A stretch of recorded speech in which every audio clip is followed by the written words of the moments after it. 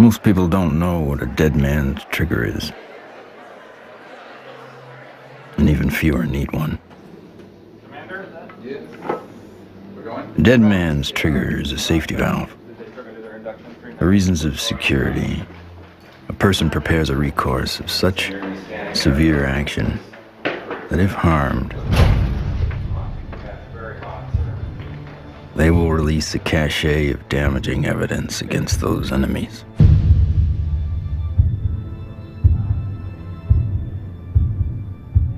Given his situation, Dr. Stephen Greer is one of those rare men.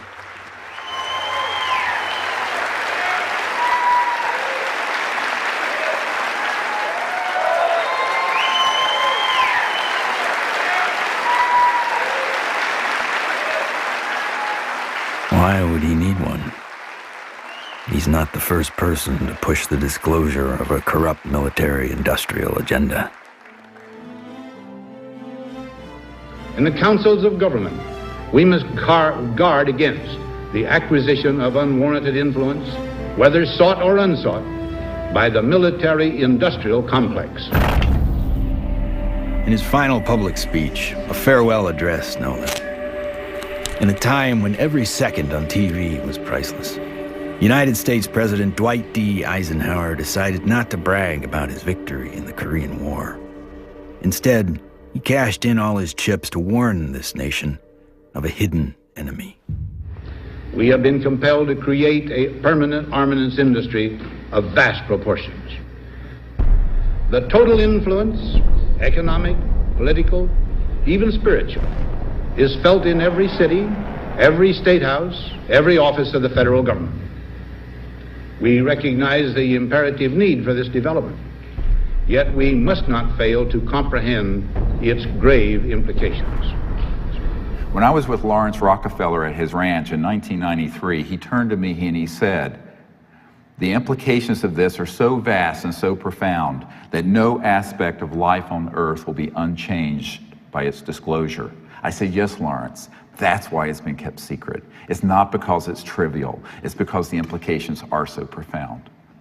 So there have been attempts to bring this information out for over 60 years. And here we sit in 2012 with the world still burning oil and gas and coal, when we have had technologies, sciences, and all the information we need to have had a completely new civilization. What Eisenhower warned us about over 60 years ago, according to Steve Greer, has long become truth in Washington, D.C. The most music, Q107, driving home with the Spearman. Hello, what are people all over D.C. saying about all this money we are giving? And why is Washington, D.C. booming? Because the rest of the country is sending their money here. I know, isn't it beautiful through the trees? My name is Ted Loader. I've been working with CSETI program and Dr. Greer for 15 years. Cool, huh? Oh. Yeah. One always wonders if the public really knew what was going on with government covert programs and how much money has been put into it, you know, hundreds of billions of dollars. I think the public would be a little annoyed. Thomas Jefferson believed all men have the right to life, liberty, and the pursuit of happiness. The government they formed would serve to secure those rights. But when corporations or other specialized groups of men become more powerful than those who govern, our security is at stake. Thomas Jefferson wrote about unchecked power of the corporation being a threat to the democracy and the banks. You see, the U.S. Federal Reserve Bank issues every dollar bill, yet it is not run by the U.S. government or any elected official. It is owned by a private banking cartel. But here I find the chairman of the Federal Reserve who's in charge of the dollar, in charge of the money, in charge of what the money supply is going to be, The middle class is being wiped out, and nobody's understanding that it has to do with the value of money. Prices are going up. So how are you able to defend this policy of deliberate depreciation of our money? A lot of it depends on what happens to the price of oil. The four horsemen, or families of banking who own and run the Federal Reserve, also run the four largest oil companies. Oil is also used to make and run machinery and current mechanical technology. Of course, there's one industry that needs these more than anyone else: the military-industrial complex. You begin to get into this very scary scenario that has to do with the human condition, of the proclivity to accumulate vast amounts of power around a handful of people. All right, sit down and shut up. And right now, these misanthropic sociopaths are running the planet into the ground. When Congress or whatever else or budget directors say, well, we've lost $100 billion in black program, what does the public do? What can the public do? We can complain to our congressmen, but our congressmen can't get any information. With lobbyists, interest groups, campaign funding, the economic powers that be have learned to control the political sphere. These politicians become almost like placeholders, and they don't realize that until they get into the White House or into the Senate Intelligence Committee. It doesn't matter who the president is. They're going to do what they want to do. And that which is good for them isn't always good for everybody else.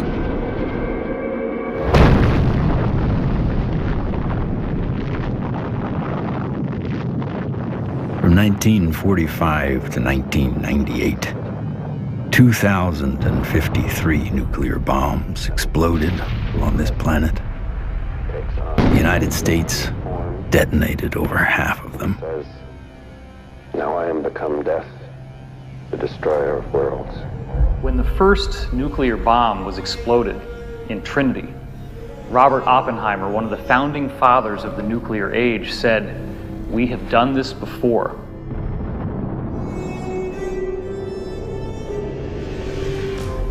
It could have been that Oppenheimer was speaking about weapons described in the ancient Sanskrit texts like the Mahabharata, in which they refer to a bolt of iron charged with the light of 1,000 suns. This bolt of iron was hurled in anger and led to an explosive event which is very graphically described in this religious scripture, specifically showing all the key indications of radiation sickness and the various problems with nuclear weaponry that we've come to expect. When we started detonating thermonuclear weapons, atomic weapons, and developing these sort of destructive technologies, the civilizations that have been watching this planet for millennia said, oh my God, these people are going way off the reservation. They are now an existential threat to themselves, but also to other planets, potentially. All over the world, we see very conclusive evidence that ancient people were in contact with extraterrestrial life. The Japanese said that their civilization was given to them by a people they called the Dogu, who came from what they described as Anemono Torebune, which translates as bird boat universe, meaning flying boats from the universe. The ancient Sanskrit writings of India have elaborate descriptions of vimanas, or flying craft. These texts are thousands of years old. They predate any conception that we have of spacecraft or aircraft. But evidence is not just found in ancient texts.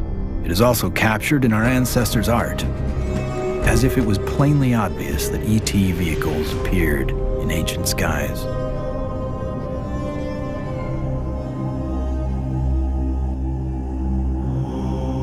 It is a foregone conclusion by most broad-minded people then we are not alone in this universe. The question is, how close are they? And we all looked up at once. It was almost like an intelligence told us, hey, look over here, we're here.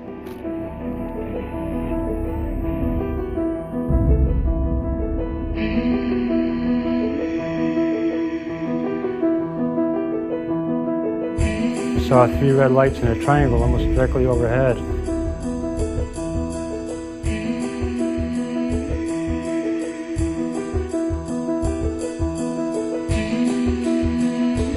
I saw these things and I ran inside and got my brothers and sisters. It actually lifted up and it could actually turn. I'm gonna ask you to look away. I love my hands, but I wasn't one who believed that UFOs might exist. I was satisfied they exist. the life I have isn't what I'd seen. They estimated 100 yards from the left wing was this 100-foot disc.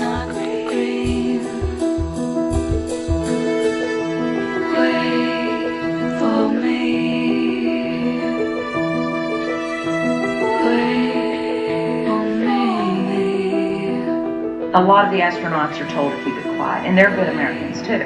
They develop the film from the moon, everything that's done by NASA.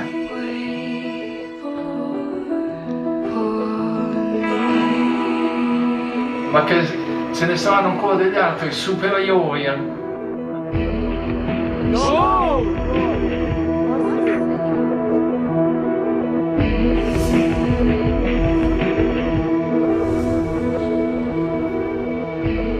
There's so much evidence out there that even if less than 1% is true, that would be enough to collapse the current paradigm and change the whole planet.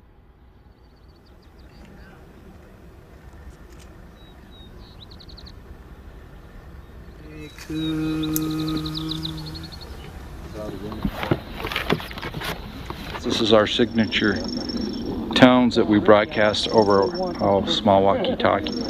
They were recorded in a crop circle. What happens is the extraterrestrials, they come into the area where we vector them in with the signature tones that we broadcast. Then it enables them to home in and get a real good fix on where the site is while we're setting up.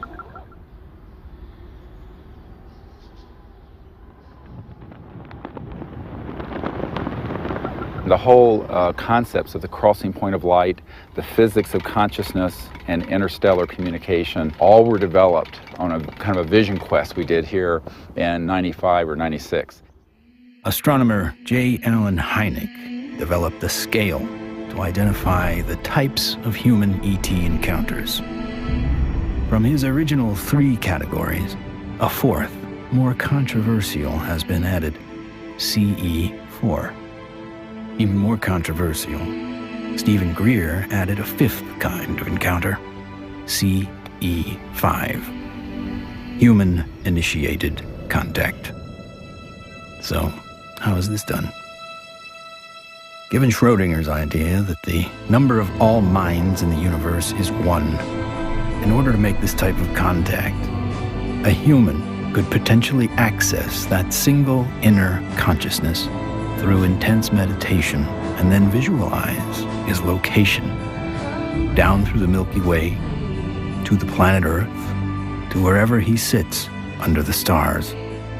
In theory, then, any extraterrestrial passing by would be able to hear the broadcast and know exactly where to go, if they choose to do so.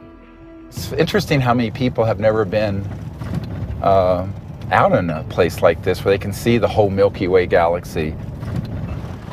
Most people who come for a week, it alters their life.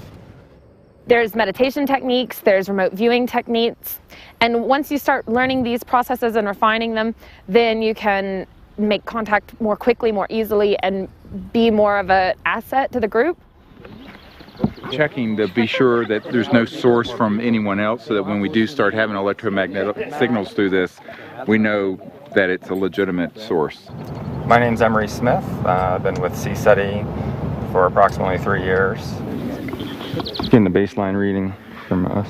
My duties consist of a couple things. I am Dr. Greer's head security detail. I also am their photographer. I operate anywhere from 2 to 6 cameras at one time. Yeah, that's our craft. It was over the mountains in this direction. Many of the craft that are coming in are transdimensional, and the way I understand it, not visible to the human eye. And that's where this new technology, the night vision, that's where that's coming into play. And with the advent of new technology that's out there, it becomes easier and easier for us to capture these beings and these celestial objects on film. After you do the night vision, it has that green hue, of course. And after a while, when you get back to real life, you're thinking, why isn't everything green? This can't be reality. I want to show an early one from Gulf Breeze from 1992. We went down there, and one of the fun things that happened is that I had about 40, 50 people. Let's go out on the beach. And we didn't have good cameras then, but you'll get the feeling of how exciting it was. Have all these people, and 1, and then 2, and then 3, and then 4 ET craft materialize right in the sky. There it goes, 1, 2, 3. And look, there's 4. There's 4. There's 4. We have a confirmed CE5. Holy damn hot shit. Dog. Thank you. All right. So the point, the point is, it's fun.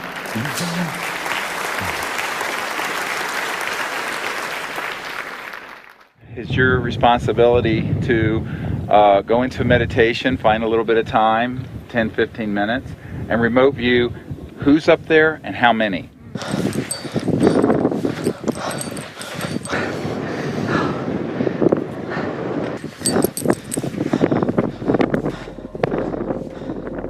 I can attest to the fact that real phenomenon happens here. I really feel that his CE5 protocols are based on a spiritual kind of positive contact, and I think that that is an excellent model for any kind of communication, whether it be on Earth, in the United Nations or wherever, but in this particular field it's with cosmic cultures. And we use consciousness, meditation, visualization, remote viewing, certain tones, and we do it in a group when we can, or even as individuals. It's just been this series of unbelievable events that are amplified by our meditation. It enforces this communication between us and the ETs, and it's so interactive. I can feel everything, I can hear all the sounds just right there. Perfect. And then this being the little larval one comes up, and we had this hug, and I shared the joy in it, and I'm like just thanking it for this experience. And let's do what we can to feel as if it would feel that this is perfectly normal and natural. Oh, sure. And that, this is... Relax and get in that flow consciousness, exactly. So I was jarred by our group getting tripped out and in that kind of, I was startled by some of the ways that our group was being, and I was going, and then there was moments where I was like, wow, I can only imagine how a visitor might feel. The ETs pick up on your intentions, and if you're really out there just to learn and really want to communicate with these extraterrestrials, well, it's going to happen. Avahanam Narayanam Padma Bhavam Vasishtam Shaktim Chatat Putra Parasharam Cha Yasam Shukam Goda Padam Mahantam Govinda Yogindra Matashashisham. And we ask these extraterrestrial civilizations to join us as they begin to learn of us, to help us, and to understand us, even as we endeavor to understand them and welcome them here to this beautiful planet. Namaste. Oh my God, another beautiful, stunning, absolutely stunning. Not an airplane.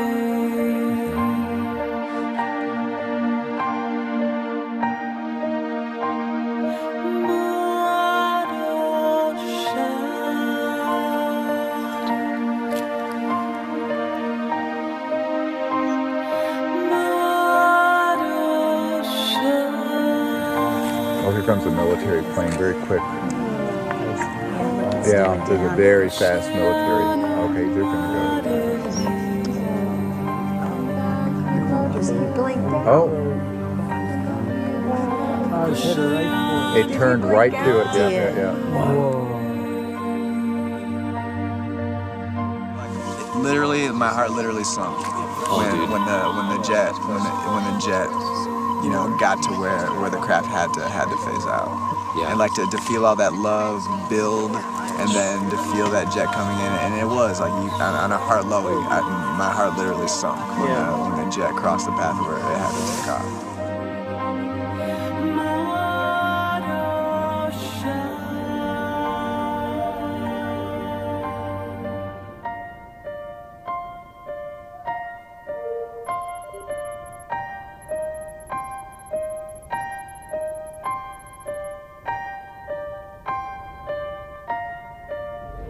So in the camera, that's what you got. You got like this light traveling, and you can see it's not like a satellite where it's got like a path.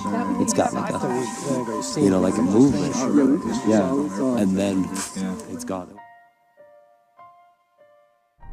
When I was 17, I injured myself. I got so infected. And at the time, because I was very poor and I didn't have any health care, I just laid there and I got sicker and sicker and sicker, and I had a near-death experience. I found myself out in deep space, and it was this experience of complete oneness with the cosmos, not just with Earth and life on Earth, but with the stars and the infinity of creation.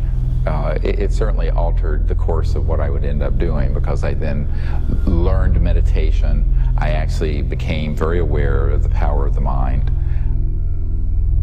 This experience helped guide the direction of his life. Though Greer went on to earn a medical degree and raise a family, he continued to study consciousness and contact.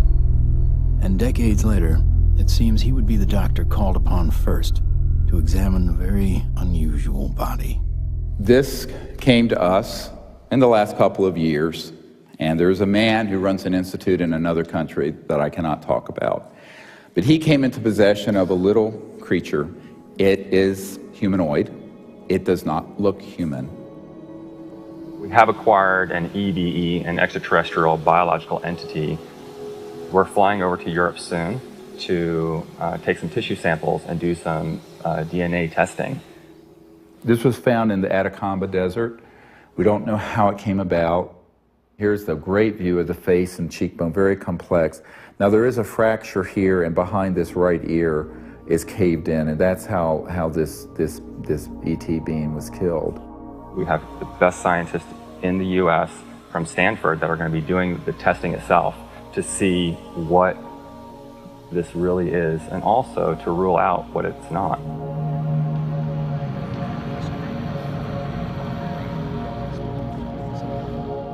The initial reaction that I had is the same reaction that many of my colleagues here at Stanford and elsewhere have had when I've shown them, is that, wow, what is this? The question is important enough in at least two ways. The primary reason is that there's a lot of claims about specimens and claims about aliens. And of course there's a lot of ridicule associated with that. So one of the best things that we should be doing, of course, then is bringing the best scientific techniques to bear. The techniques are available, the techniques are cheap, the answers are nearly absolute, so let's do it. And it's so exciting because it's not just...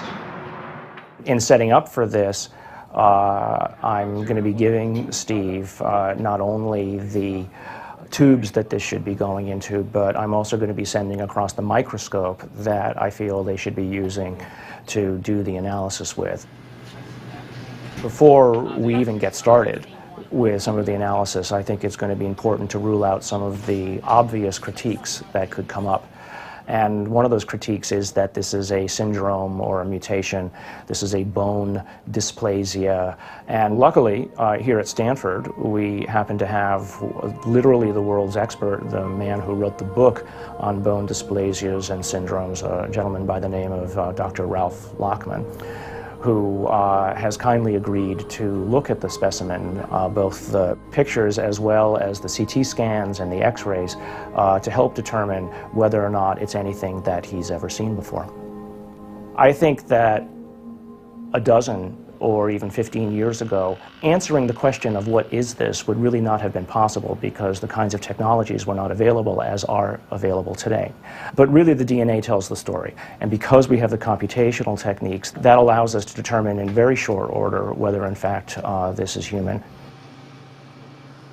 So this will be basically an absolute level of proof as to what this actually is.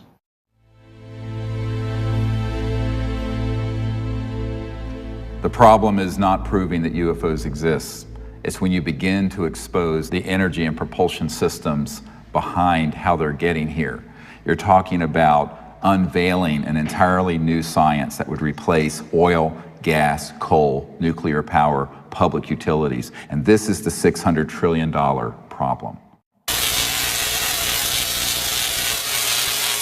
So the patent office, after they fired me, I had to wait 6 years before I got rehired. Everybody at the office was avoiding the case. But when they finally did, the arbitrator wrote an 85-page report on how the media had caused my dismissal. So I only got a 30-day suspension out of the whole thing, which was taken out of the tiny little bit of 6-year back pay. So that was great. Yeah, it was. Yeah, it made it all worth it, so to speak, because that's how we were able to open the offices and stuff. It was very comfortable. No feeling of being shocked or anything else, just a good feeling, comfortable. What scientists need to do and normal people need to do is they need to look at the hardcore evidence, decide that, oh my gosh, ETs are real, and then get over that. And if that's the case, then you can start extrapolating because they're getting here, which means they have solved the physics problem, if you will. That's an actual photograph that Mark Whitford took, a friend of mine. And you see the stars in the background. So this is a fixed camera. The craft was a triangular craft moving away from him, and all of a sudden it makes a right angle turn. Apparently it has what I would describe as inertial shielding. It's the only way something can make a right angle turn without having everybody killed inside of the craft. Though we experience inertial forces every day, their origins remain a mystery. However, there are theories that point to interactions between objects with mass and a quantum energy field. Inertia is due to zero-point energy interaction. So you're interacting with a charged matrix, which is a zero-point field. If you try to change that, then you get a reaction force. There must be an interference shield of electromagnetic nature that would stop that interaction with the zero-point field. And you can suspect that UFOs have already figured this out, because they wouldn't be flying around and still have inhabitants. New energy scientists today are attempting to find new ways to define the relationship between electricity, gravity, magnetism, and propulsion. But as history has shown, change does not always come easy. It's like Newton. Why is that apple falling? Nobody ever asked that question before or even tried to come up with an answer. And Newton comes up with something called Newton bucket, or Newton's problem. The only guy that solves it 300 years later is Einstein. So, how smart can we be?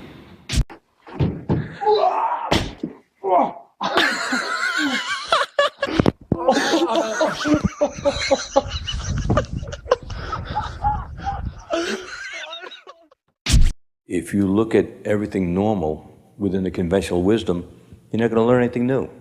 My name is Morgan Boardman. I am the Chief Financial Officer of Morningstar Applied Physics. My business partners are Paul Murad and Dr. John Brandenburg.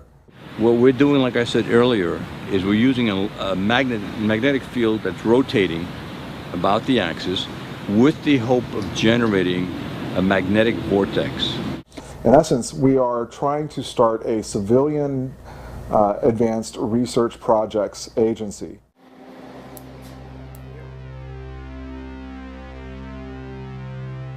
Okay, all right, so basically we have 4 options. Option 1 is a retarded potential. Option 2 is a lagging image, right? Yeah. Option 3 is pointing vector as a motive for propulsion, or how that may be what's happening, right? Yeah. And that's actually taking angular momentum and changing it into linear momentum if it's working the way we want it to, right? Yeah. Okay. And then the fourth one is that we are somehow either generating and or absorbing gravity waves. You got it. Do we accept Einstein's viewpoint that thou shalt not go faster than the speed of light? If you look at a black hole, the comment is the gravity is so strong that nothing leaves. But it does have something that leaves the black hole, and that is gravity. So does that imply that gravity moves faster than the speed of light? Could be. Gravity is another one of those seemingly self-evident forces that has raised a number of questions. How does it really work? How can we use it to our advantage? In the mid-1920s, T. Townsend Brown discovered that electric charge and gravitational mass are coupled, and that by building devices that harness these interactive forces, we could create advanced propulsion. At about the same time, Nikola Tesla and Thomas Edison won the Nobel Prize in physics, but both refused it. Tesla was at the end of a long career of inventing. He had advanced technology in the fields of X-ray, radio waves, internal combustion, and, of course, atmospheric electricity. When everything was said and done, he had earned 112 U.S. patents. He proved that electricity can travel wirelessly in the air, and ultimately died penniless.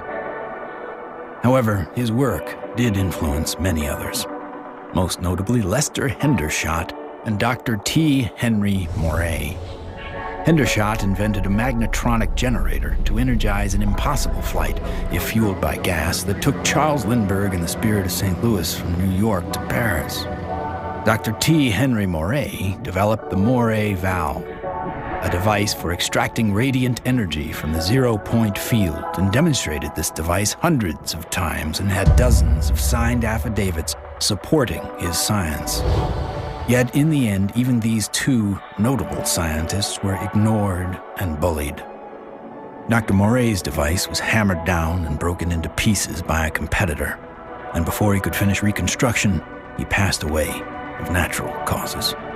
Hendershot fled to Mexico to continue work, but was found dead at 61 years of age, attributed to suicide. There's all kinds of skullduggery that happened there. I don't think T. Henry Moray ever got a decent chance to ever do anything with that. There is absolutely no question that T. Henry Moray had a system that produced about 50 kilowatts out of a 55-pound box. The conventional electrodynamics model does not allow this to happen. In other words, it doesn't allow you to extract excess energy from the vacuum and use that to power your loads. It costs just as much to restore it as was used to destroy it. So we got to put in more than we can ever get out in a load with such a squirrely circuit. And that's the only kind of circuit we've used in power systems since day one. We're still building them. We're still making power systems that deliberately kill them. So we pay the power company to have a giant wrestling match inside his generator and lose. In the 1950s, there were some very provocative articles saying that, oh, electrogravitics is the best thing since sliced bread, how all the aviation companies are now backing electrogravitics, they're all doing experiments on it. Well, within a couple of years, there was no news at all. Once they figured out that they could really control gravity, 1954, it all went black. Do you think the boys in the black projects have solved that problem? Because it sure sounds like it from what the witnesses have told me. I wouldn't know. I wouldn't know. Sorry, but I can't even think about it. I see so many things in my life, it's just hard to say. A local inventor has discovered a way, hear this, to use water to run your car. What Stan shared with me was interesting. In order to run this engine off of water, we've also had to learn the ability to adjust the burn rate of hydrogen to co-equal the fossil fuels. So he applies for a patent, and then he gets a call from actually a visitation by two guys from the Pentagon. The Pentagon flew a lieutenant colonel in last week to look at Meyer's invention. There's talk of possibly using it in the Star Wars defense program and to run Army tanks. But he asked that this become a public patent so that the civilians could benefit from it. And he indicated that if we don't do that, overseas people will. In 1996, Meyer was sued by his investors, who claimed the device was not revolutionary, despite verification of the unique voltage intensifier circuit by the U.S. Patent Office. Meyer was brought to trial, but key evidence was not allowed. His oral testimony was not even recorded due to an audio recorder malfunction, and the judge recessed early for vacation. Later, Meyer made an appeal but was denied. He was found guilty of fraud and ordered to repay his investors, putting an immediate dent on the idea of funding new technology. On March 20th, 1998, Stanley joined his brother and 2 NATO officials for a dinner meeting. Stan took a sip of cranberry juice, grabbed his neck, ran out of the restaurant, and fell to the ground, saying, "They poisoned me." He fell down after eating at a restaurant nearby where he lived, fell down the parking lot, said, "I've been poisoned," collapsed. And that's on the police report? Yeah. The police report confirms his words. The cause of death was written to be an aneurysm, though he left behind just enough materials for others to piece together his process. The full secrets of his device died with him.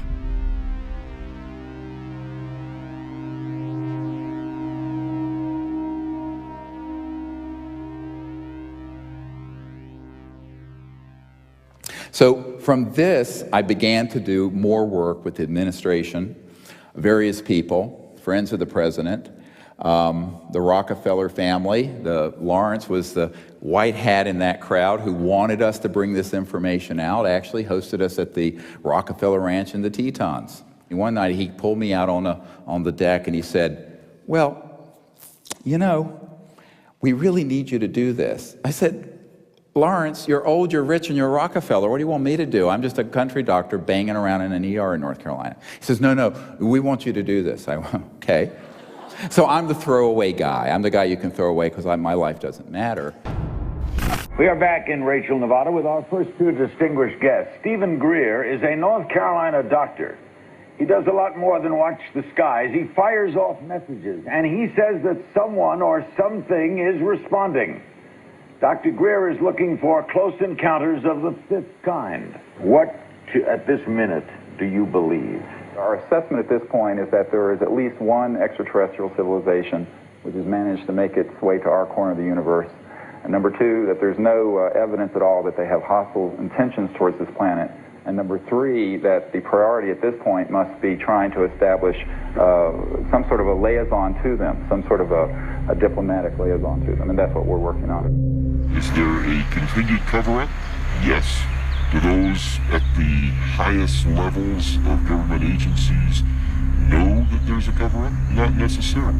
Officer X, a high-ranking military veteran, joined forces with Dr. Greer in order to use his military and government influence to gain access to high-level officials. I was able to arrange for a CSETI briefing to the then Vice Director for Intelligence for the Joint Staff, Admiral Tom Wilson, the same person who had been at Atlantic Command with me. At that meeting was Steve, Apollo 14 astronaut Ed Mitchell, Brigadier General retired Steve Lovkin, Siri Automatic, Steve's right arm. Well, Dr. Greer did indeed mount an initiative and did go to Washington, did speak with high-level government people. I attended and helped him with that. We briefed certain members of Congress, some of their staff, some of the people from the White House. We talked with people in the Pentagon. It led me to the belief that people in high-level government have very, very little, if any, information, valid information. One of the most important of all the meetings was with CIA Director R. James Woolsey. Here I fly up to Washington. The cover story was a dinner party. One of the things that I found was that this CIA director wasn't lying when he communicated to us that he had not had access to these projects. He was shaken to his core. We met for not 20 minutes, almost 3 hours. And by the end of it, I handed him, my hands were shaking, and I handed him this document, and it was a position paper recommending executive orders and the things the Clinton administration and he needed to do to get control of this mess. And he looked at it, and he looked at me. He says, yes, he says, but how do we disclose that which we have no access to? And I almost wept. I went, what? Dr. Greer approached many D.C. officials in an attempt to gain an audience. One of the people who took him seriously was former CIA Director Bill Colby. True, if there's truth in it, there can be a danger in that situation. We've seen that happen in other cases. I said, you have to consider the possibility of some danger to not only your reputation, but to your person. I mean, people do react rather violently to some kinds of charges, or particularly if they're true.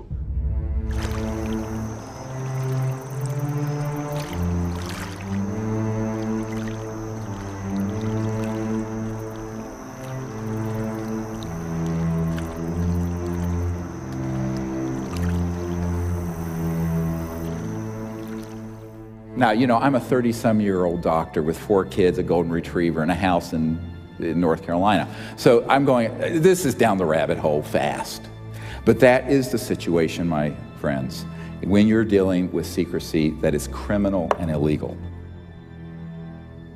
In 1997, in an effort to push his message deeper into Congress and the White House, Greer headed to Phoenix to prepare a video with his best evidence to show in Washington, D.C. While he was in the editing room, the biggest UFO witnessed event in history was about to happen. On March 13th, 1997, when the Hale-Bopp comet was very clear in the northwest sky, thousands of people were outside trying to get a glimpse of it when they also caught a glimpse. These orbs, giant orbs, equidistant in a V formation of 1 mile to 2 mile wide in some very credible reports. And that's the particular area where these phenomena keep popping up from my vantage point. The Native Americans living in the basin between South Mountain and the Estrellas have told me that not only were they looking up at the Phoenix Lights during the mass sighting, but they've been looking up at them for centuries. I live in a community called Loop, northeast of Flagstaff, on the Navajo Indian Reservation. We'll have to go back in time one day before. We saw 6 to 7 lights that were circling along the horizon. The entire street came out. It was almost like a block party. Everybody turned off their lights, everybody sat in their front yards, and everybody watched this unusual light show. I squeezed down the best of what I found and finally came forward in 2004 with the Phoenix Lights, a skeptic's discovery that we are not alone. 10,000 people approximately witnessed this, one of the largest experiences of this sort ever recorded. The Phoenix Lights phenomenon didn't seem to be falsifiable in any way. It was being validated by most everybody that saw it. The ultimate, shall we say, insult was the governor of the state of Arizona, Fife Symington, finally calling a news conference saying that he has finally got the answer to the Phoenix Lights, and he introduces some staff member dressed up as a space alien. People got very angry because here is the top elected official of the state making fun of what I estimate to be close to probably 10,000 people saw this. Under the watchful eye of the public, Symington retracted his statement. If you had been here 10 years ago and standing out here and looking up there at the lights and the view, you would have been astounded. You would have been amazed. The so-called Phoenix Lights were seen by many people in 1997. Skeptics say they were military aircraft or flares, but not the former governor. It was probably some form of an alien spacecraft.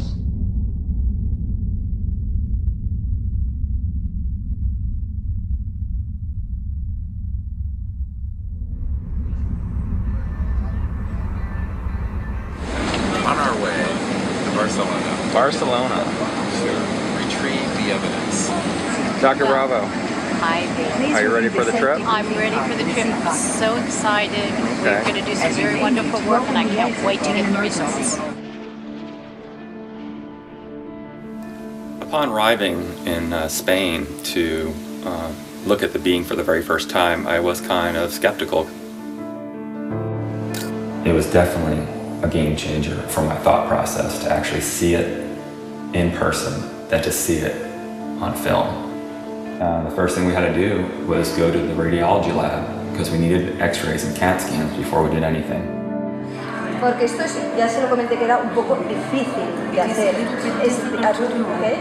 best we can get. Lo mejor que pueda pasar. Porque evidentemente no se puede manipular para nada. No. The head radiologist at the center saw the being and was quite impressed. And the first thing she said was, "Wow, that looks like an alien." But we haven't, so that's really okay. This is fabulous. That's pretty good for you. Yeah, for that one, yeah. Okay, that's good.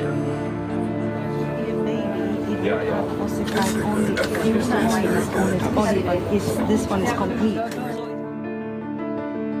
And when the CAT scan images started coming up on the computer, it was just profound. And I saw inside the bone, and I saw, organs and lung material, brain material. I knew that this was not a hoax, it was not fake, that this was actually some sort of living creature. Right, well, if somebody made it, they have a future in microsurgery because they were smart enough then to put in these millimeter-wide bone holes where the arteries go in to feed the bone marrow.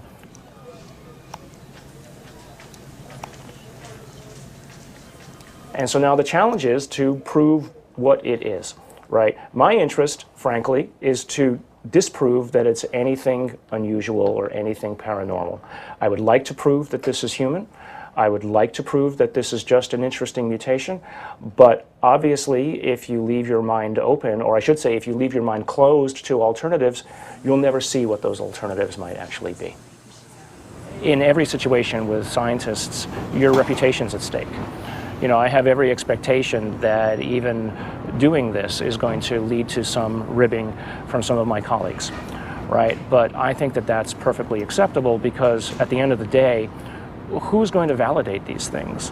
If someone isn't willing to step forward and do it right, then you're going to have it sitting out there forever, hanging in limbo, right? I mean, if you let other people and their opinions stop you from believing what you know to be true, then all you're doing is stopping the possibility of progress.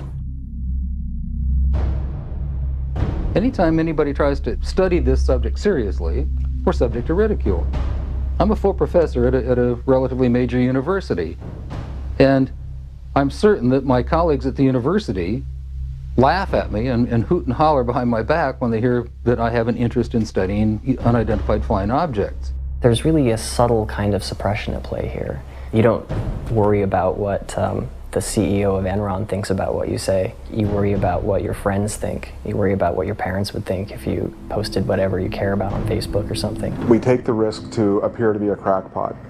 There may be people who are going to be threatened by that for any number of reasons. My feeling was that I was involved in a lot of strange activities, so I tried to say to myself, let's not look at this with too much exposure and mention it because there's a question of credibility. This should be the subject of rigorous scientific investigation and not the subject of rubbishing by tabloid newspapers. MUFON is the Mutual UFO Network, and it was founded in 1969 by Walt Andrus. And our mission statement is the scientific study of UFOs for the benefit of humanity. MUFON is the world's largest UFO investigative organization. We have approximately 3,000 members worldwide. Approximately 500 of those have their PhDs. These are people who really would like to delve deep into the UFO phenomenon and try to figure out not only what it is, but how it's happening.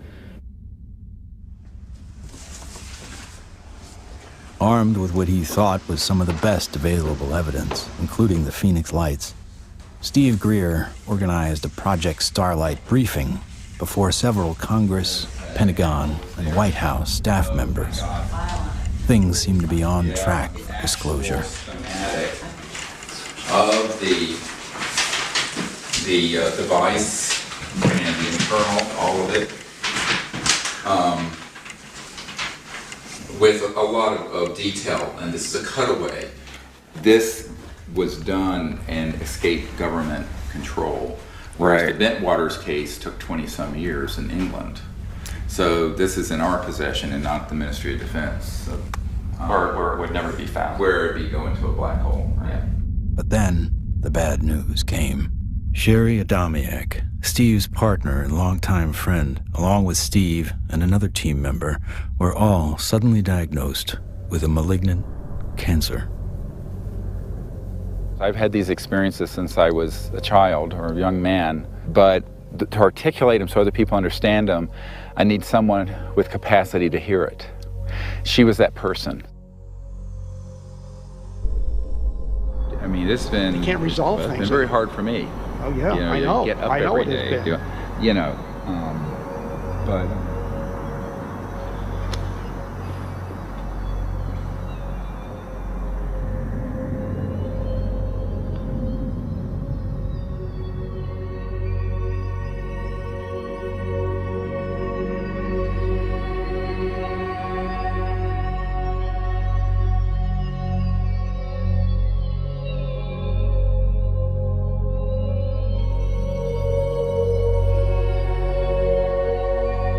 One of the last places she wanted to come was here. So she asked that her ashes be placed on the land. So we put her ashes around that tree.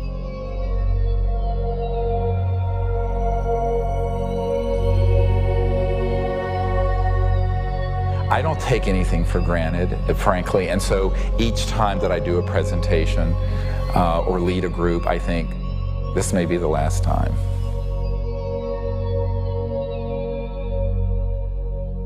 The thing that has kept me going the most is not any external thing, but the experience of that near-death experience where I know that there's an aspect of us that doesn't die. That is why I can go mano a mano with these elements and not be afraid. I shouldn't say be afraid, not stand down. Everyone has fear. I've certainly had my fears. But it gives you an anchor so that you can go forward.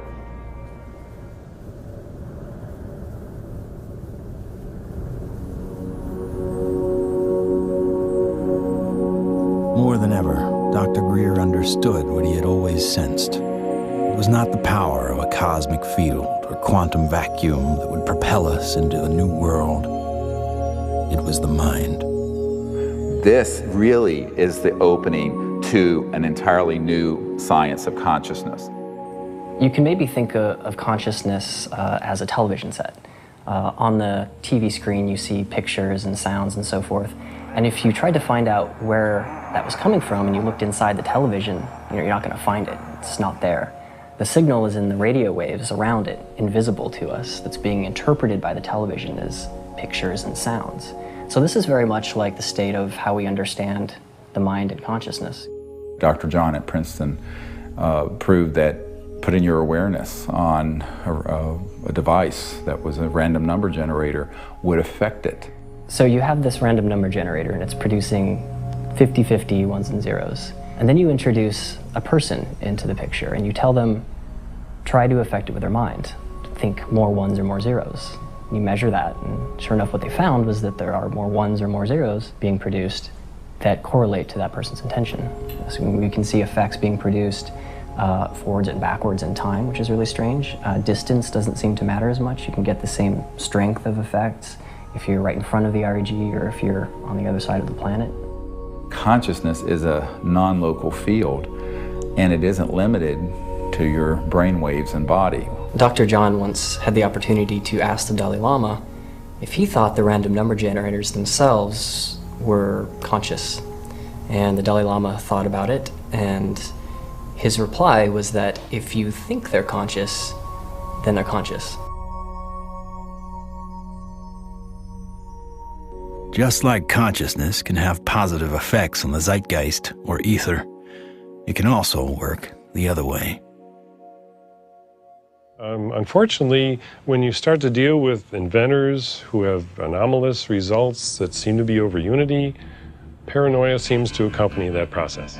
And John Searle is famous for having a circular magnetic device that has both energy and propulsion built into one unit.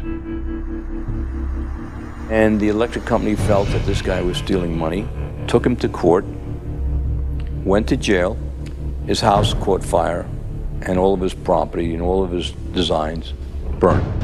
The concept of freedom, this sort of idea of people having the liberty to pursue happiness and to pursue abundance, this has been completely, in a sense, turned upside down. We actually reprinted a report on the military involvement of the Department of Energy. And it's so extensive, it's the major operation that goes on there. There have been over 5,000 patents that have been sequestered by the national security state, taken out of the public domain. Many of them deal with energy technologies. It's a policy that the military seems to feel is necessary for national security. However, at this point, we often wonder, 50 years after World War II and the Cold War, whether such sequestering is necessary. Suppression of new technology would be an obvious plague on the idea and strength of a free market system. Yet, it still seems to happen right in front of our eyes. And this is a huge controversy, one of the largest, maybe most intense controversies in the history of science. There's nothing worse, I found, than suggesting to academic physicists in particular, and academics in general, that they are not only wrong, but disastrously wrong, catastrophically wrong.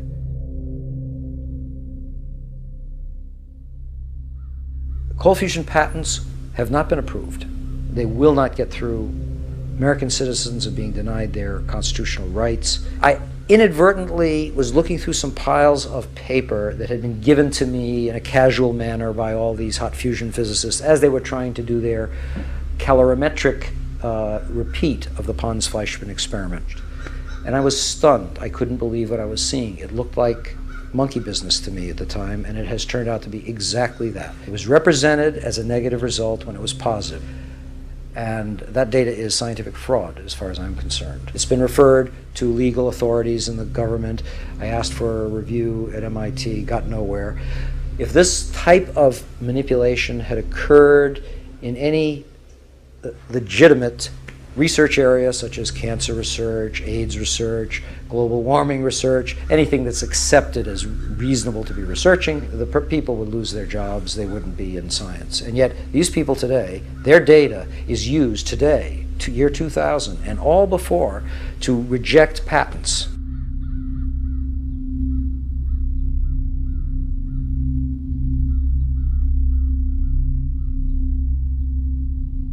Yes, there is serious criminal activity going on that ultimately must be rooted out.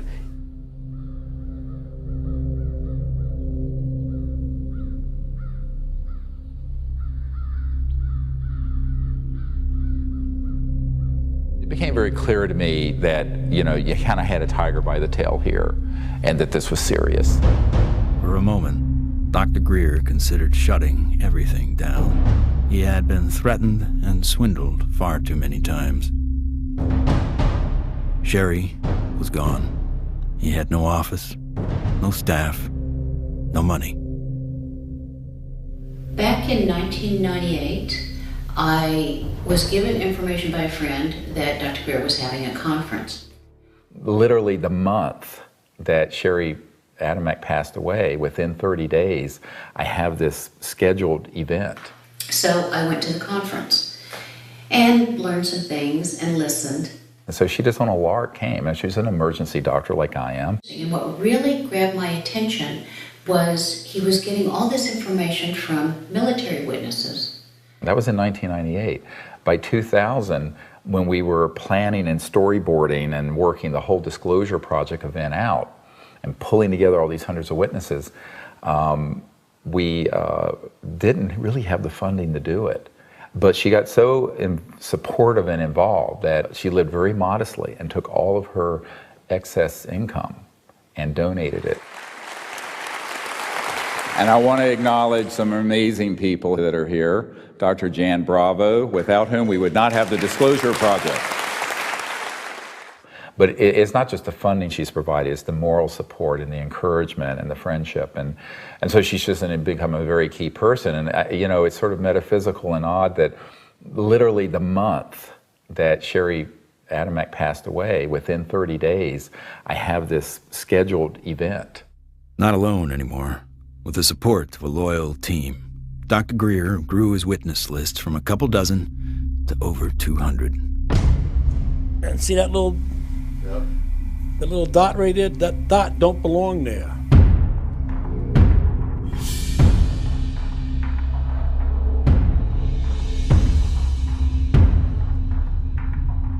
I said, I'm one of those, what you would call the high government official in the FAA. I was a division chief.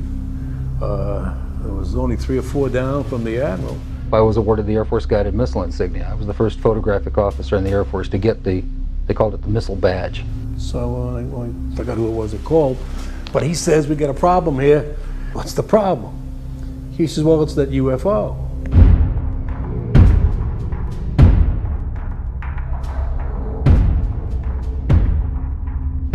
We weren't launching real nuclear weapons, we were launching dummy warheads. They were the exact size, shape, and dimension and weight. And we were looking down southwest, and the missile popped up through the fog. It was just beautiful. And I hollered, there it is. And our guys on our M45 tracking mount with 180-inch lenses on it got it. We sent the film back down to Vandenberg. The Japanese airline, 747, was coming from the northwest, going across the Alaskan territory. He called and asked the controller if the controller had any traffic at his altitude.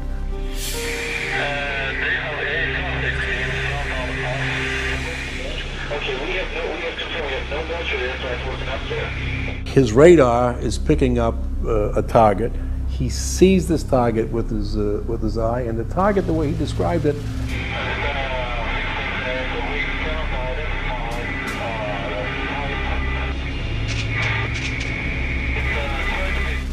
a huge ball with lights running around it, and I think he said it was like 4 times as big as a 747. I was called into Major Mansman's office at the 1st Strategic Aerospace Division headquarters. And Major Mansman said, watch this. There was the launch from a day or 2 before it at Big Sur. We watched that stage burn out, we watched the 2nd stage burn out, we watched the 3rd stage burn out, and it's going like this. And into the frame came something else.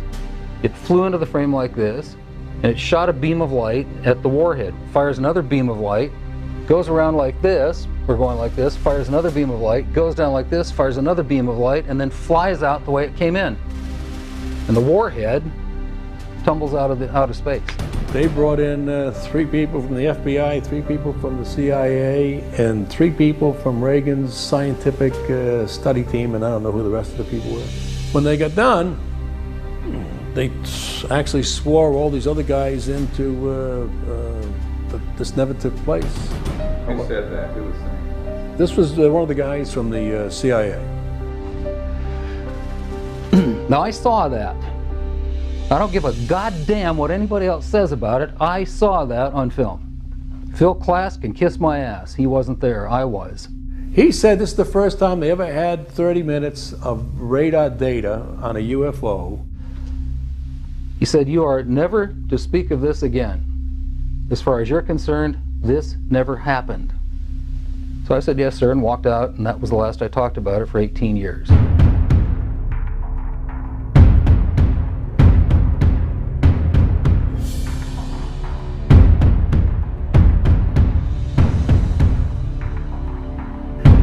The original video that I took, and I had the pilot's report, and I had the FAA's first report that was all downstairs on my table. They didn't ask for that, so I didn't give it to them. There are things that I know about that I did in the service that I won't talk about to you now because they're top secret, and I could get my ass in trouble for talking about them. If you parse what Major Mansman said, he said, you are to say, this never happened. Well, that's not classifying it top secret, is it?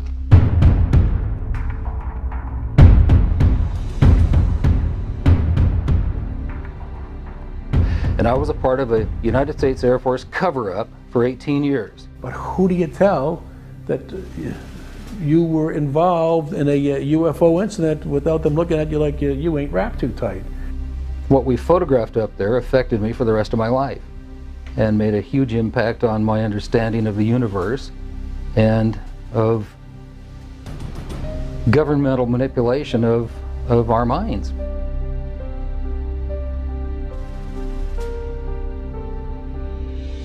Now, with the witnesses on his side, Dr. Greer had the firepower to attack Washington again. We are not alone. That's the message a group of pilots, scientists, and former government officials want Congress to hear. 21 members of that group already have testified in Washington for what's known as the Disclosure Project. And we had all volunteers who organized that whole event.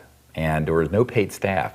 So when people look at that whole period, we didn't have an office, a secretary, and one paid staff person.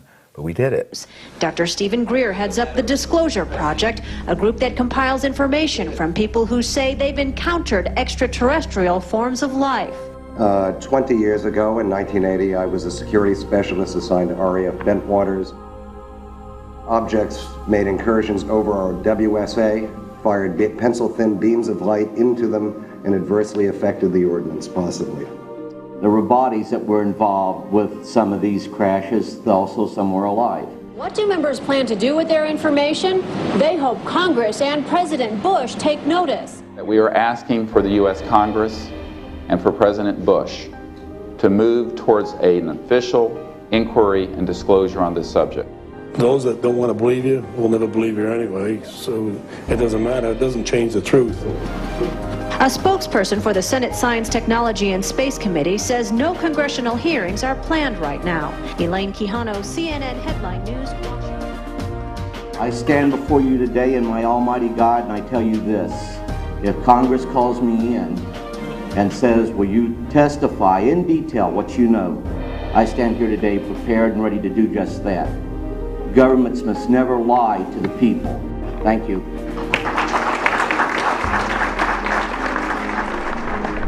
The number of people Dr. Greer had managed to get behind him was monumental.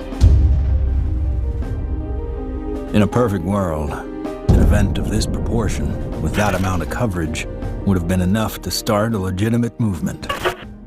But of course, we hardly live in a perfect world.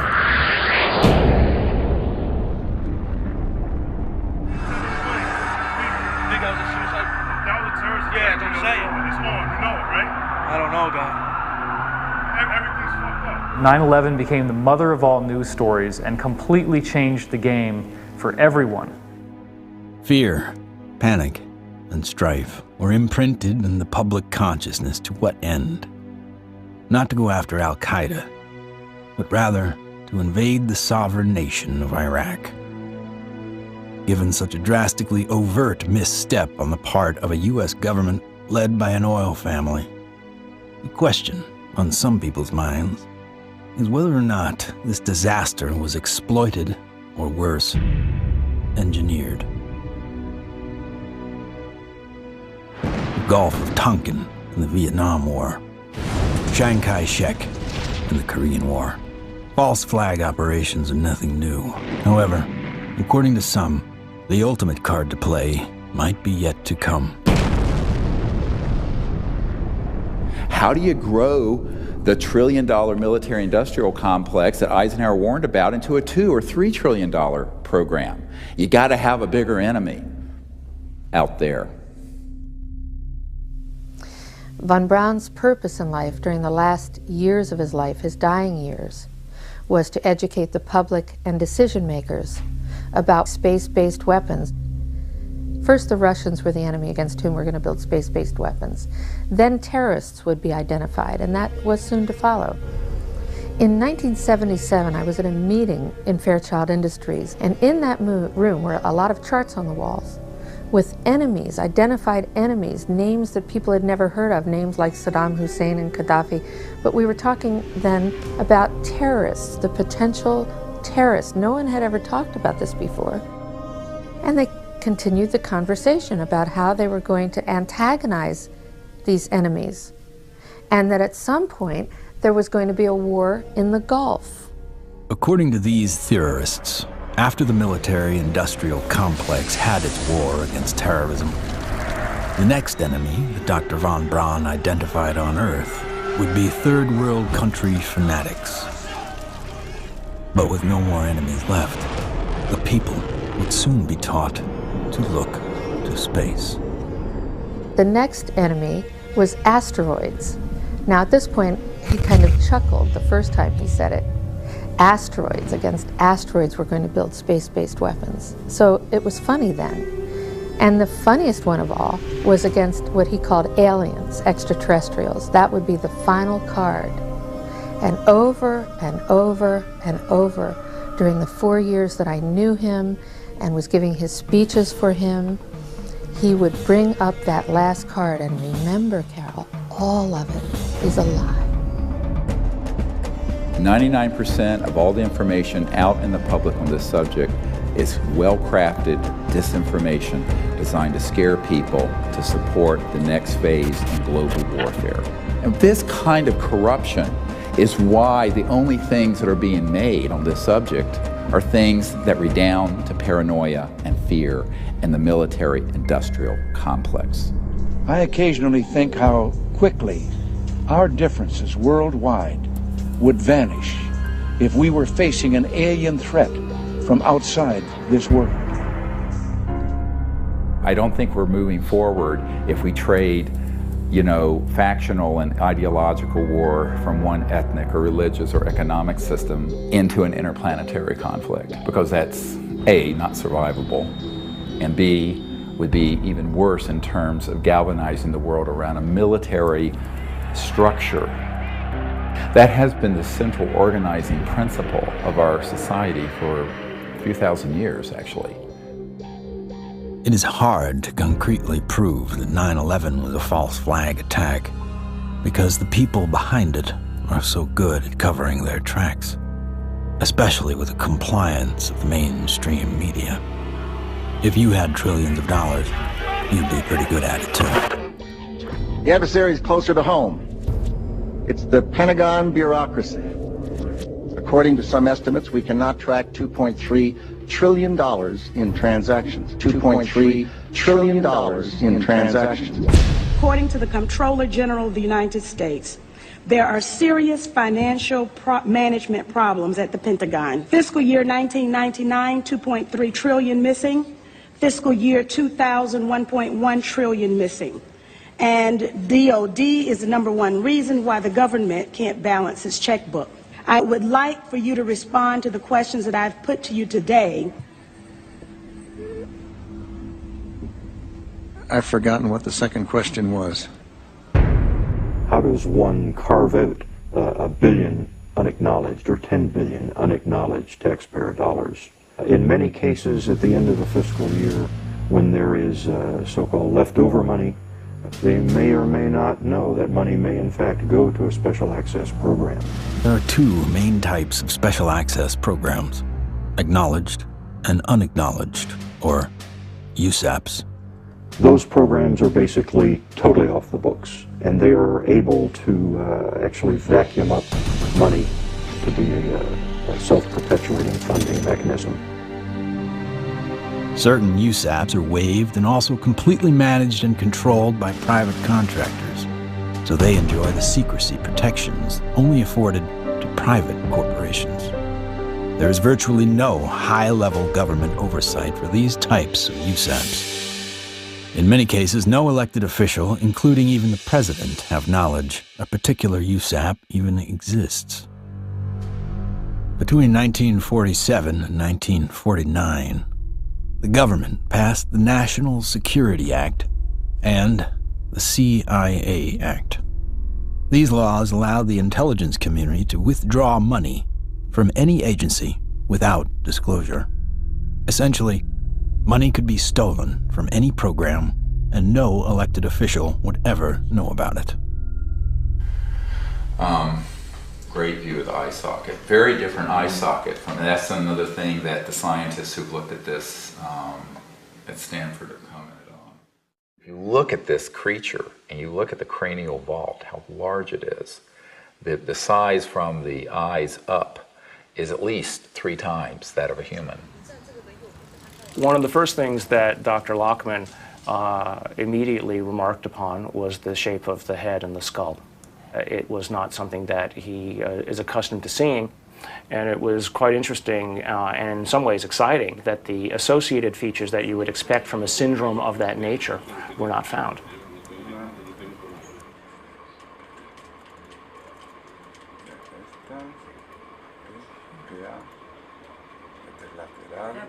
This specimen does not fall under any known, to me, class of disorders or syndromes. In many respects, the proportions of the spine and extremities are normal. The major abnormalities appear to be 1, the size of the specimen, mid-face hypoplasia and underdevelopment of the jaw, and that the specimen has only 10 ribs. Humans normally have 12, rarely 11.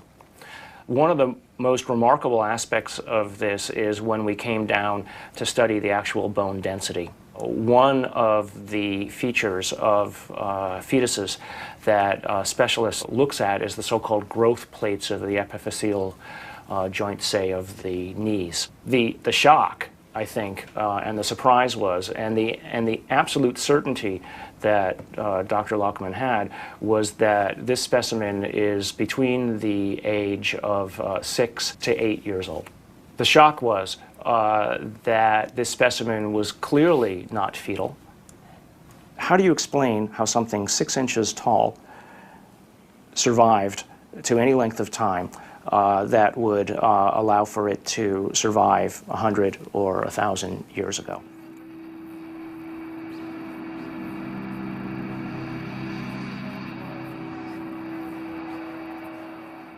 And what amazes me is the media. Well, they're so compromised with this. They don't dare do anything but follow the company line on it. The company line being a series of lies. This is a document talking about the current program at the CIA. And it says that the PAO, Public Affairs Office, has relationships with reporters from every underlying major wire service, newspaper, news weekly, and television network in the nation. In many instances, we have persuaded reporters to postpone, change, hold, or even scrap stories that could have adversely affected national security. Now, what's the purpose of this? The CIA has no mandate for anything domestic. The FBI is domestic. What the hell is this? Where are we now? We are in a bread and circus.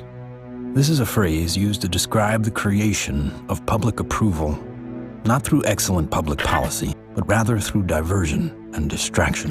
No, I'm not doing that. I'm sorry. You are driving me nuts. That's ridiculous. Keep people fat, keep them happy, keep them diverted, and keep them entertained with drivel and shock and nonsense. That's, unfortunately, the sort of thing that has taken the place of news and information. So that what we're seeing today is a world in which perception is being managed by as little as 5 major media corporations who collectively control magazines, newspapers, corporate news websites, television stations, movies, documentaries. Who are these people? Who could be behind the curtain? Who could possibly be controlling us so effectively? A shadowy government with its own Air Force, its own Navy, its own fundraising mechanism, and the ability to pursue its own ideas of the national interest, free from all checks and balances, and free from the law itself. Majestic 12 is real. Notorious MJ-12, which is no longer called MJ-12. I'm trying to find out the new name. Basically, it's an oversight group intermingled with the National Security Council and the National Security Planning Group.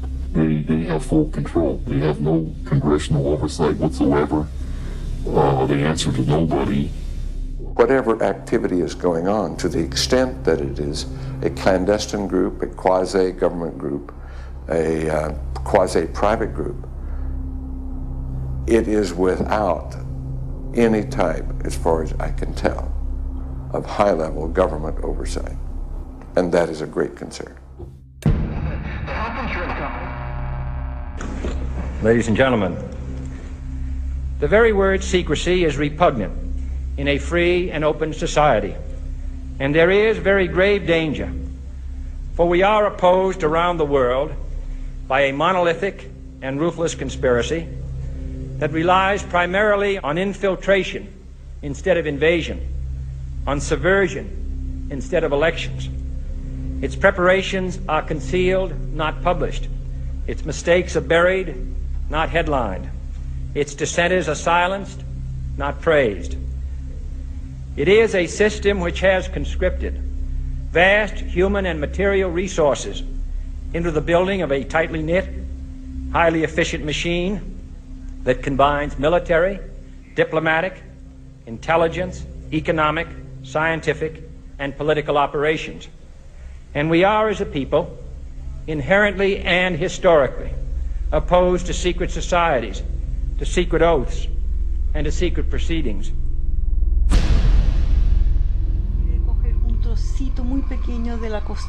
It's got too much tissue on it. They actually want a piece of the bone from at least like a 0.5 of a millimeter in. Como medio milímetro de... We took material from inside the cranium, also 2 clippings of the anterior front ribs of this being. And we were able to see under the dissecting microscope that in fact it did have bone marrow in them, so that meant there should be some good genetic material in there. It was really nerve-wracking. Imagine, 2 big guys here trying to operate on this 13-centimeter long beam. But we did it.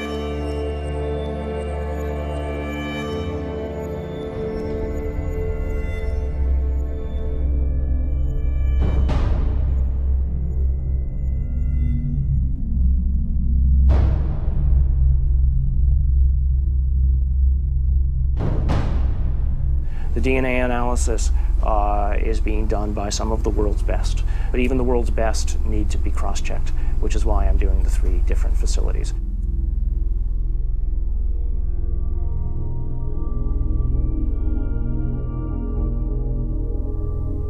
So I actually ran 4 samples. I ran a sample of my own blood, it was a very small amount, just 100 microliters. I ran 2 blanks, things that just had water in them, because that would be essentially a contamination control. And then, of course, the sample itself. And really the all-important first result was whether or not there was in fact any DNA which was isolated. And the actual shock for me was when I got the amount of DNA out of this sample. It was way above what I had originally expected. What you have on the left here is a so-called DNA ladder. This is a size standard. This one on the end is in fact my DNA, and it has an expected size distribution as well as some banding. And validating the original measurement is this analysis that basically shows that we have a nice distribution for the sample's DNA. When we physicists look for alien civilizations, we don't look for little green men. We look for energy consumption. We look for type 1, type 2, and type 3 civilizations. What are we? We are type 0. We get our energy from dead plants, oil and coal. Around the year 2100, we will become a type 1 civilization. And we see the beginnings of that now. What is the Internet? The Internet is a type 1 telephone system. Imagine, if you will, sitting down to your morning coffee, turning on your home computer to read the day's newspaper. Well, it's not as far-fetched as it may seem. Information has largely been controlled in a top-down way. What we're seeing now is the dissemination of discoveries coming up from the grassroots and not from a top-down centralized authority which has the ability to say, this isn't making it because we don't believe it's true, this is making it because it fits the mainstream. When we want to form a new team in a new country, then all we have to do is contact someone there using the internet, and suddenly they're a member of the node. From this online collective seems to come a real communion. People from all over gather in groups to investigate UFOs, with safety in numbers against ridicule and disinformation.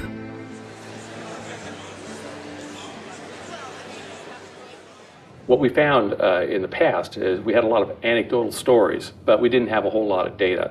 With the advent of computers, personal computers, and the internet, we've been able to collect the data and analyze it through some 200 plus data points to allow us to be able to compare cases and to see exactly what's happening and what the trends are.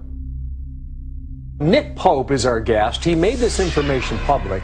He's also the former head of the Ministry of Defense's UFO project. So if anybody knows, we think it's you, Nick.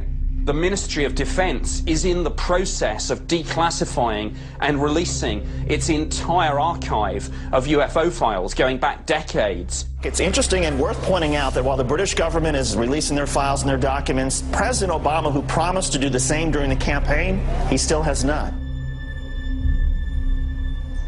15 years. 15 years this spring. Oh my God. But I figured that, you know, after the disclosure project, we'd get this information out and we could go on with life. How do we keep battering the ram at this door? Where do we find the strength to keep going forward?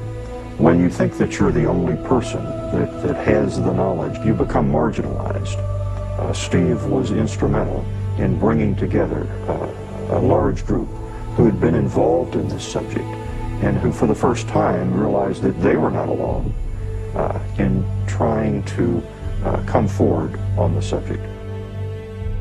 Governments, we've discovered, have not gone far enough, so we've decided that as people, using the CE5 protocols, form our own movement and do what governments have not been doing. We think of this as the People's Disclosure Movement. And so we feel it's important to create an effort that's a global effort, which this has become. My name is Mark Benz, and this is Rex, and we're in Bodega, California, and we're doing CE5. My name is Jeff Bird, and here in Winchester, Virginia, USA, we are doing CE5. My name is Peggy Brewster, and here in Middleton, United States of America, we are doing CE5. We have 1,150 teams of CE5 ambassadors, which are spread over 52 countries. My name is Andre, and here in Sweden, we are doing CE5. Und wir machen zusammen CE5 in Deutschland. Here in Burlington, Ontario. Brisbane, Australia. From Chester, Virginia. And Hamilton, Ohio. We are doing the CE5. Konnichiwa. Moje ime Daniel. Daniel tu na Slovensku. Venikan de la Sede. Es Leo Ortiz. And here in Vancouver, British Columbia. Presumo CE5. In CE5. The CE5 context más. CE5. CE5. CE5. We're doing CE5. And the reason I think that's so important is that it not only builds the knowledge base, but it also further potentiates this concept of pioneering a new pattern of peaceful contact. And that is something that no other group, large group on Earth is doing. It certainly isn't being done by the State Department and the Senate Foreign Relations Committee. It seems to be it only takes one person to make contact. But hundreds of voices worldwide is a call that can't be missed. And likewise with innovation, the more heads in the game, the more likely we are to find a solution. There's many technologies that people have talked about, many ways to the mountaintop. We have so many modes of converting quantum vacuum energy or zero-point energy. Some people think they know how to do it. Okay, fine. But if you do it theoretically, that's one thing. But then you got to do it experimentally, and that's the hard part. Those opposed to new energy technologies can tie the hands of hundreds of inventors. But how will they ever fare against tens of thousands? The output milliamperage is more than the input milliamperage. It's a clear indicator of over-unity.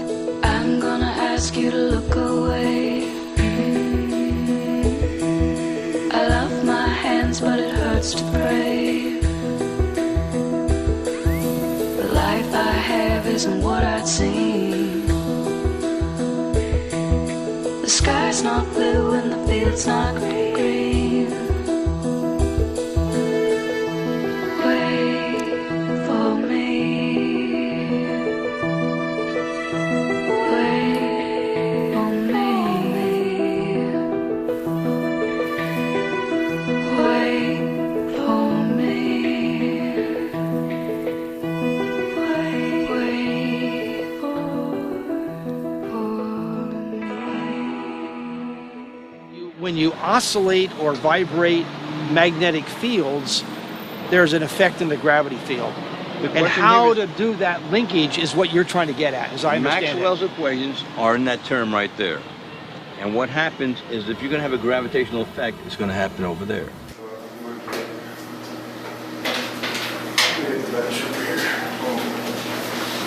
Josh, I think I can help too. This channel here represents revolutions per minute. These are representing weight that we're measuring on the load cells.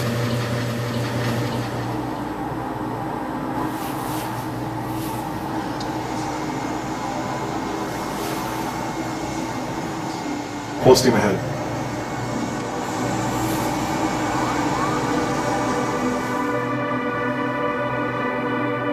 We look at our data, we lost 7% of weight. If we move this thing and it loses weight, I must be generating gravity waves. Though the device maintains its shape and size in terms of dimension, it is losing mass. That's a possibility.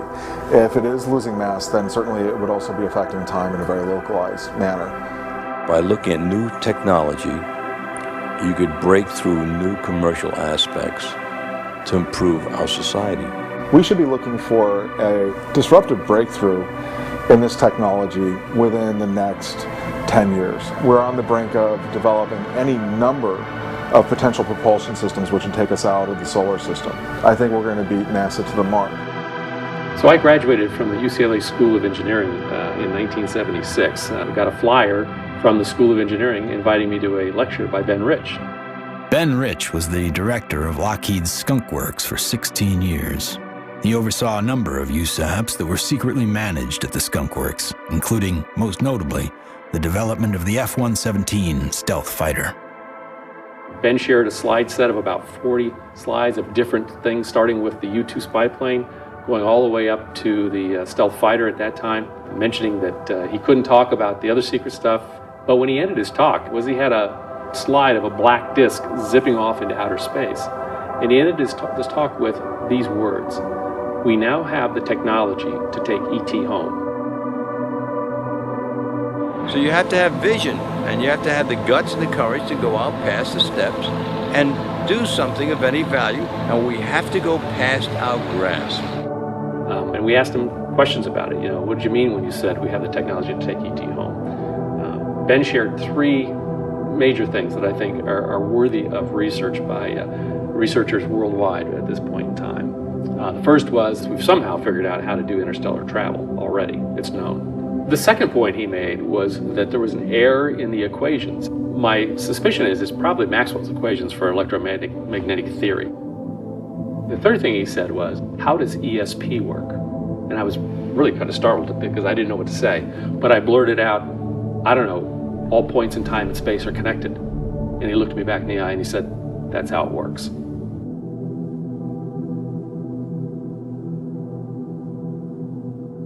History has taught us that to simply innovate new technology may not be enough.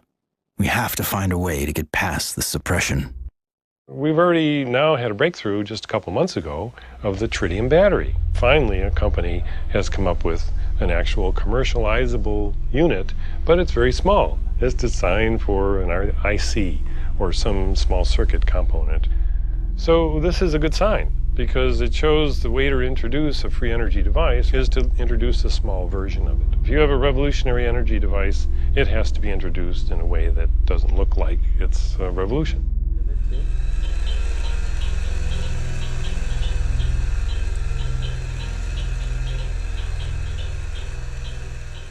Science is always changing. I mean, even back in the 1960s, they thought that biofeedback, for example, was impossible. But now, of course, we know that that itself is an absurd statement. We have even toys on the market that allow people to, play with biofeedback. These sciences have been around for decades. They have been ruthlessly kept secret because of the kleptocracy of what I call the petrofascists, the people who are hell-bent on maintaining the power of a centralized petrodollar, oil, gas, coal system. So that does create scarcity because that is a zero-sum game. But when you take us off that system onto this new system, it's an entirely new macroeconomic order, and scarcity becomes non-existent. After years of disappointments, Dr. Greer and his team are now attempting to build an energy research lab in Virginia, where scientists and inventors with working prototypes will have a safe haven to build. So this is an example of how the analysis is done using what's called a genome browser. And it's more or less a schematic representation of the chromosomes, and at a very high level of resolution.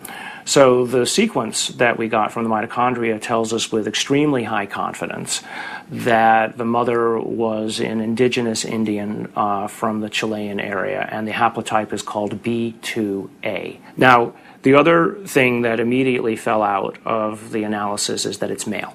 It has so-called Y chromosome material. In fact, it's got a full Y chromosome. It probably died in the last century, if I were to make a guess. I can say with absolute certainty that it is not a monkey, right? It is human, or as close to human, closer to human than chimpanzees would be. But when you count up the number of mutations that we're observing, what we're seeing is more than what we would expect to be caused by simple cell division.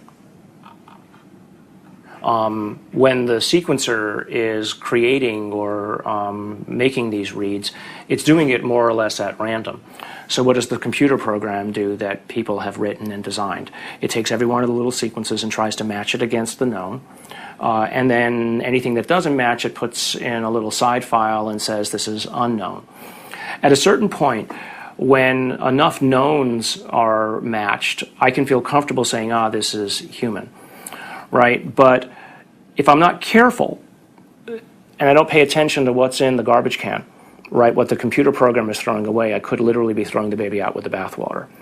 What we've done is we've scaled back, and we're seeing several chromosomes and pieces of chromosomes across the top, which basically leaves us with a very strange conundrum. Right, here you've got this 6-inch tall, let's call it human, right, because the DNA says that so far it's human, at least the way that we're looking at it. This gene, PCNT, which is known to be associated with primordial dwarfism, we don't have any mutations here. It lived to the age of 6 to 8. Obviously, it was breathing, it was eating, it was metabolizing, and it wasn't living in an environment where there was a lot of advanced medical attention that was given to it to allow it to live to that age. It calls into question how big the thing might have been when it was born.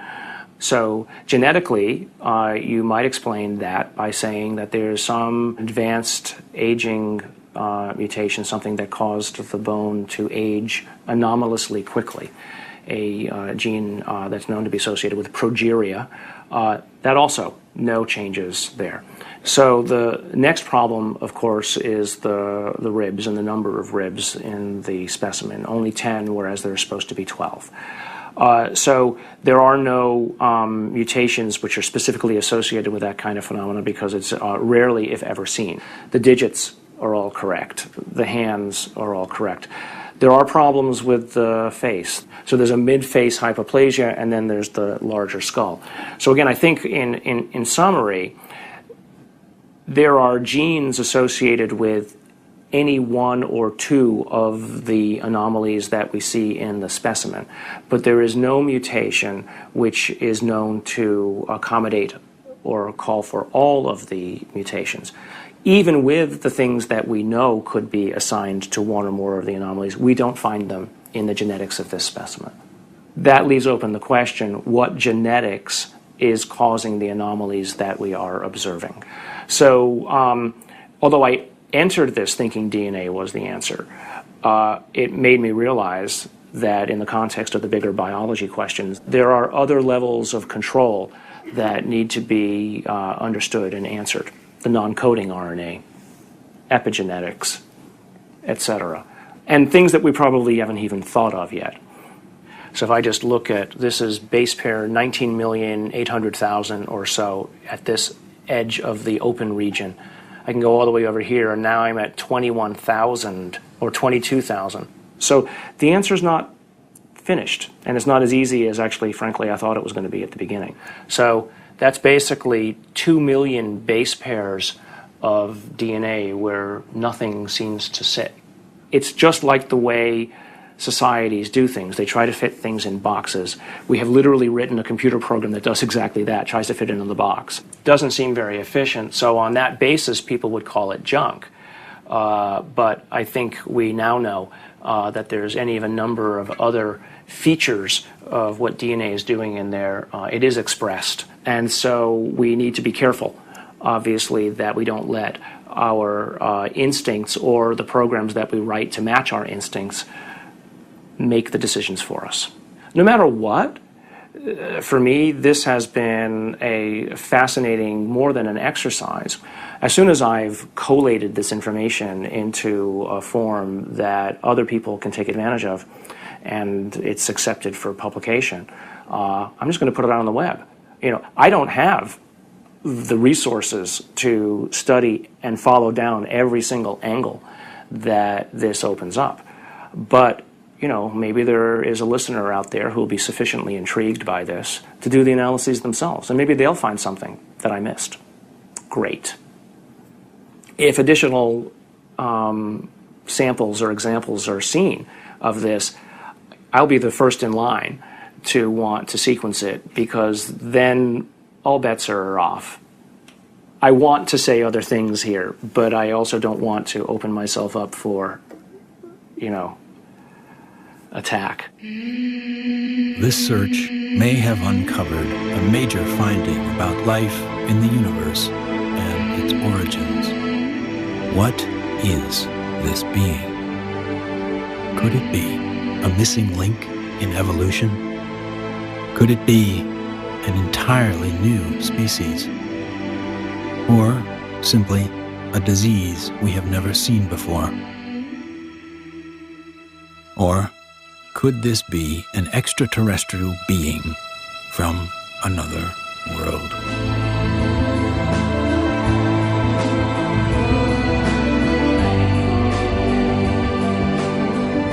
Whatever the case may be, this challenges the boundaries of human scientific knowledge. Dr. Gary Nolan has set a new precedent for scientific investigation and rigor in the realm of the seemingly impossible.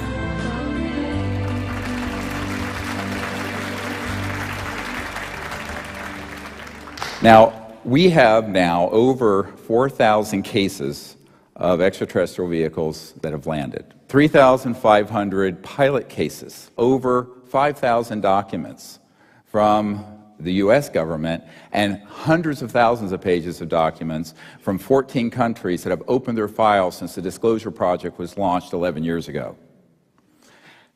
And yet, this isn't on CNN every night. And this is probably the most important thing going on this planet today, and yet nobody talks about it. If we don't explore what to do, we're going to miss the boat. And that could be why Eisenhower's final message wasn't just doom and gloom. It was a charge to the people to spit out the bread, look away from the circus, and take some responsibility.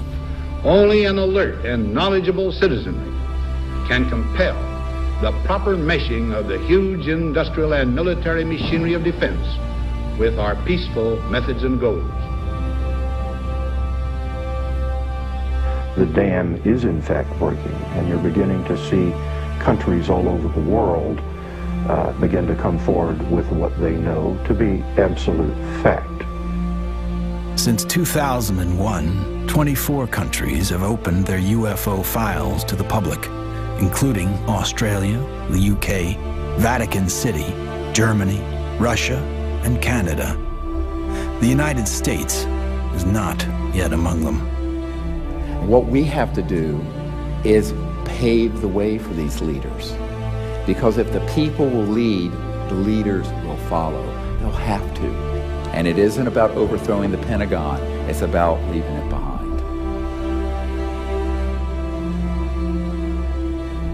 My goal when I started this was to make this so that I wasn't important at all in it, that there would be enough people that they go on without me. And that way, it doesn't matter if I drop dead. The future is here already. The technologies are here, contact is happening. And if we come together as a people, what we're going to find is that all of us working together are going to be able to create a world that is amazing. If every single one of us told everyone we know that we're being visited by intelligent life, that the sciences are here to give us a new civilization, we're liberated from that macroeconomic slavery, but this is the destiny of humanity. Thank you very much. God bless you all.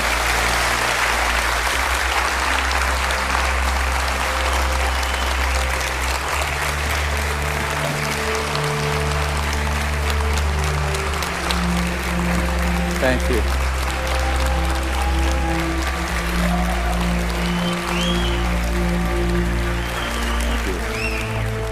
What we've come to learn is this. We are standing at the precipice of a new age. There is power in the many, but only when they're acting as one. That's when resonance happens. Whether joining together as a responsible citizenry against the forces standing to divide us, or joining consciousness to unite with the beings who are prepared to communicate with us.